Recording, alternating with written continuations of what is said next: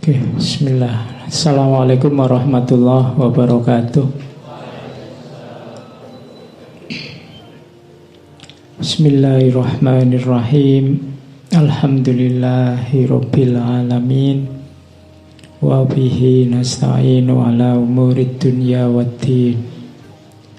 Allahumma sholli wa sallim wa barik ala habibina wa syafi'ina Sayyidina wa maulana Muhammadin wa ala alihi wa ashabihi wa man tabi'ahum bi ihsanin ila yaumiddin.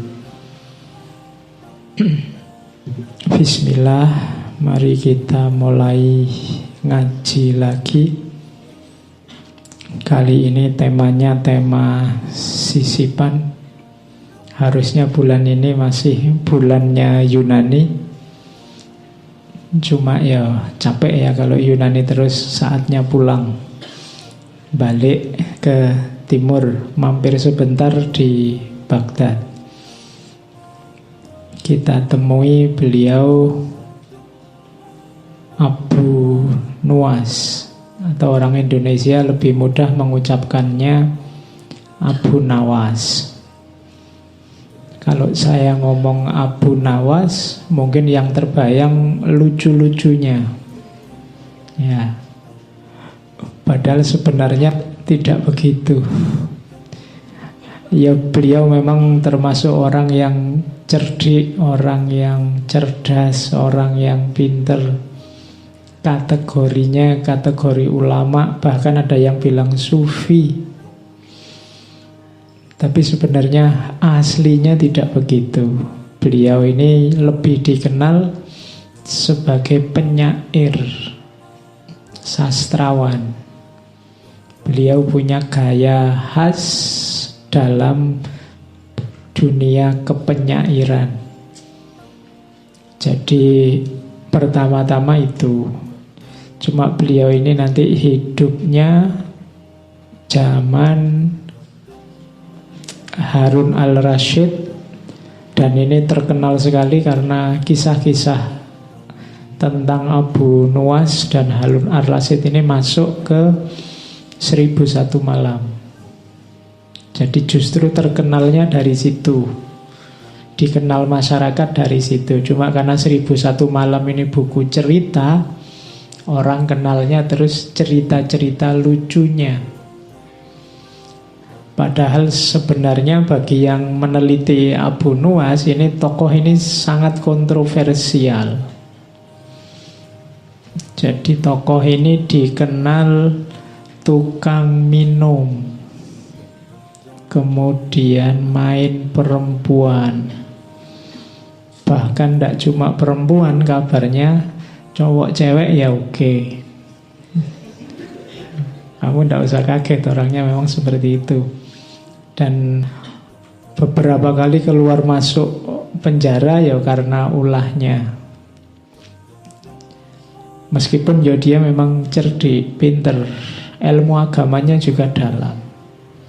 Tapi dia punya kekecewaan tertentu dalam hidupnya, punya hasrat, punya gairah tertentu yang hidupnya jadi kontroversial. Ada yang benci, ada yang suka, ada yang memuji, ada yang macam-macam. Pokoknya ini tokoh ini gaduh-gaduh. Tapi untuk dunia sastra pengaruhnya luar biasa. Meskipun nanti di akhir hidupnya dia juga mengalami pertobatan yang juga luar biasa. Sampai syairnya kamu hafalkan sampai hari ini. Oke. Itu gambarnya Abu Nuwas, yang gambar Khalil Gibran tahun 1916. Jadi di antara yang disukai penyair oleh Gibran itu Abu Nuwas. Kalau dia sendiri sih hidupnya sekitar tahun 750 nanti meninggalnya 841. Abu Nuwas ini gelar. Nuwas itu artinya rambut yang ikal. Jadi dia dikenal rambutnya ikal sampai sebahu. Ini saya bawakan foto patungnya. Patung ini ada di Baghdad. Nama aslinya Abul Hasan bin Hani Al-Hakami. Jadi Abu Ali Al-Hasan bin Hani Al-Hakami. Patungnya kan juga unik. Dia megang cangkir. Itu mesti arahnya untuk minum-minum. Ya, jadi karena memang pokoknya hobinya minum. Sebelum tobat itu pokoknya favoritnya minum. Makanya nanti puisinya itu bikin genre khusus yang dikenal sebagai khomriyat. Jadi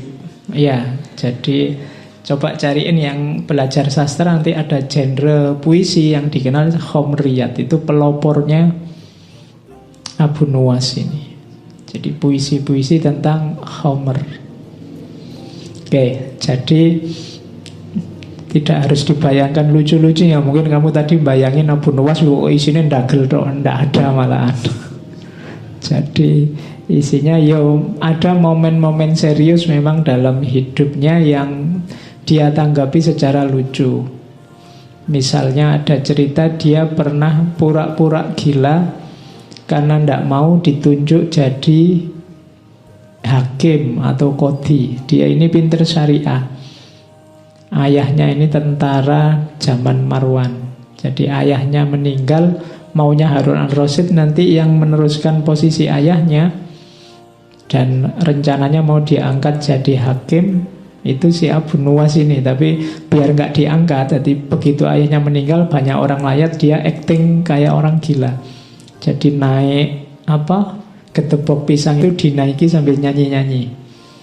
Orang-orang merasa wah ini ditinggal mati bapaknya gila ini.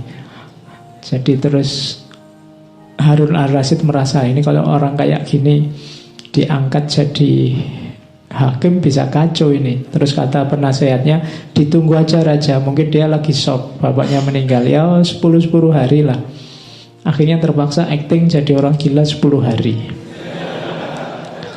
Ya, biar tidak jadi hakim. Ya, karena dia hidupnya ingin enjoy, ingin senang-senang meskipun nanti ada maknanya. Oke, ya dia suka bikin kontroversi memang. Dalam hidupnya pokoknya suka gaduh, suka rame-rame. Tapi dalam konotasi dia sebenarnya sering bikin satir, nyindir masyarakat, nyindir orang-orang yang munafik, orang-orang yang hipokrit. Nanti kita lihat di mana hipokritnya yang disindir oleh seorang Abu Nuwas, sehingga nanti orang mencitrakan dia sebagai orang yang cerdik, orang yang pintar, orang yang lucu. Tapi ini sebenarnya isinya memang dia satir-satir. Karena kecerdikannya, raja-raja ini susah nangkep dia.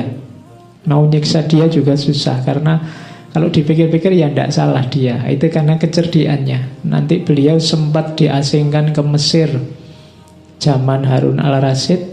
Begitu Harun al-Rasyid meninggal, dia balik lagi ke Baghdad. Saat sultannya saat itu putranya Harun al-Rasyid dan muridnya Abu Nuwas, Al-Amin. Kalau Al-Amin agak bebas. Banyak syair-syairnya Abu Nuwas nanti diproduksi era Al-Amin ini. Tapi Abu Nuwas tidak cocok sama adiknya Al-Amin, Al-Ma'mun. Oke. Dan ya hidupnya keluar masuk penjara. Nanti meninggal, ada yang bilang meninggal di penjara, ada yang bilang meninggal dipukuli orang karena dia salah satu puisinya nyindir salah satu bani, salah satu suku, sehingga dia dipukuli orang terus sakit terus meninggal. Oke, tapi yang jelas beliau hidup ya sekitar 57 sampai 58 tahun. Tapi karyanya luar biasa. Dikenang orang karena puisi-puisinya dan terakhir karena pertobatannya. Nah ini sebenarnya malam ini kita belajar bagaimana orang yang sangat pinter tapi kemudian kecewa dengan lingkungannya sehingga kemudian jadi sangat cuek, ingin senang-senang saja tapi akhirnya terus tobat. Itulah seorang Abu Nuwas. Oke. Ini saya koleksi dulu komentar-komentar dari tokoh-tokoh biar kita kenal siapa Abu Nuwas. Sudah banyak buku, banyak kitab yang ditulis tentang Abu Nuwas. Malam ini saya banyak membawa dari diwannya, Diwan Abu Nuwas. Itu yang banyak diteliti baik di timur maupun di barat, selain buku yang lain. Itu beberapa komentar tentang Abu Nuwas. Yang pertama dari Abdurrahman Sidki. Katanya Abdurrahman Sidki, Abu Nuwas itu orang yang tolibul ladzat, orang yang pokoknya nyari nikmat, nyari seneng. Cuma katanya Abdurrahman Sidki, kelezatan yang dimaksud bukan kelezatan duniawi, tapi kelezatan intelek. Maksudnya apa? Dia suka kelezatan intelek. Yang dia lakukan sebagian besar adalah berpikir dan mengkritik masyarakatnya. Jadi Abu Nuwas ini perilakunya adalah perilaku kritis terhadap masyarakatnya. Jadi Abu Nuwas sering nyindir masyarakat itu suka munafik, suka hipokrit. Kalau seneng tidak mau bilang seneng karena jaim. Kalau suka enak itu tidak mau bilang enak karena khawatir dengan keenakan itu derajat sosialnya turun. Itu yang sering dikritik oleh Abu Nuwas. Kita kan sering gitu, hidup ini dengan gaya jaim. Jaim itu kan salah satu bentuk malu-malu, tidak mau mengekspresikan kebahagiaan, kesenangan. Nonton apa padahal seneng, tapi kalau ditanya suka enggak, itu tontonan itu membuat kita lupa akhirat. Nah, kita suka gitu. Padahal ya seneng. Itu dikritik oleh Abu Nuwas. Jadi masyarakatku, masyarakatnya Abu Nuwas itu, bagi Abu Nuwas banyak yang hipokrit, munafik. Enak tapi nggak ngaku, seneng tapi nggak ngaku. Oke. Kalau ditanya, kan banyak orang ditanya misalnya, suka enggak ini? Enggak, saya enggak suka karena agama melarang. Nah, itu kan bagi kalimat ini kalau konotasinya seolah-olah dia enggak. Padahal lebih jujur kalau versinya Abu Nuwas bilang aja saya suka, tapi sayangnya dilarang oleh agama. Nah, itu lebih jujur daripada enggak, saya kayak gitu-gitu jauh, saya itu bersih, saya itu enggak. Oke, mending jujur loh. Nah, masyarakat yang hipokrit, katanya Abu Nuwas. Itu komentarnya Abdurrahman Sidki. Ada komentarnya Saiki Daif. Saiki Daif ini bilang bahwa sebenarnya segala kontroversi tentang Abu Nuwas itu karena krisis pribadinya. Dari mana krisis pribadi ini muncul? Karena melihat agamanya dan masyarakatnya cenderung fokus ke materi, materialistik. Dan itu ditertawakan oleh Abu Nuwas. Dan dia menertawakan mereka tidak dengan cara mencaci maki, tapi dengan cara gayanya sendiri. Termasuk mabuk-mabukan tadi, termasuk segala kemaksiatan yang dia lakukan di masa muda. Itu karena dia merasa sebel luar biasa dengan masyarakatnya. Mungkin di kalangan kalian adalah yang muda-muda itu kan, yang sebelnya luar biasa lihat situasi hari ini. Nah, itu kalau Abu Nuwas terus lahirnya jadi minum-minum, hura-hura, pokoknya asik aja tiap hari, maunya begitu. Itu lahir karena kekecewaan-kekecewaan. Katanya Saiki Daif itu karena akumulasi krisis pribadi. Oke, ya sebenarnya kita semua bertanggung jawab agar orang-orang semacam ini tidak lahir karena eman-eman. Abu Nuwas ini kabarnya juga hafal Al-Quran, ilmu agamanya dalam.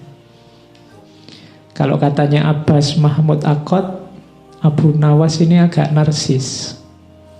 Jadi cinta diri yang berlebihan. Nah, itu makanya di banyak cerita seolah-olah Abu Nawas ini tidak bisa kalah. Kalau ada apapun dia selalu menang, karena dia memang pinter. Jadi sakkarepe dhewe ditanya dalil apa saja dia bisa jawab. Bahayanya orang pinter yang kayak gini kan semacam itu. Jadi keliru tapi punya dalil. Oh, itu tidak sembarangan. Jadi kadang-kadang ilmu itu bisa jadi musibah semacam ini. Jadi semakin kita pinter, akhirnya kita juga pinter menjustifikasi kesalahan. Sudah jelas-jelas salah, kita punya argumen terhadap kesalahan itu.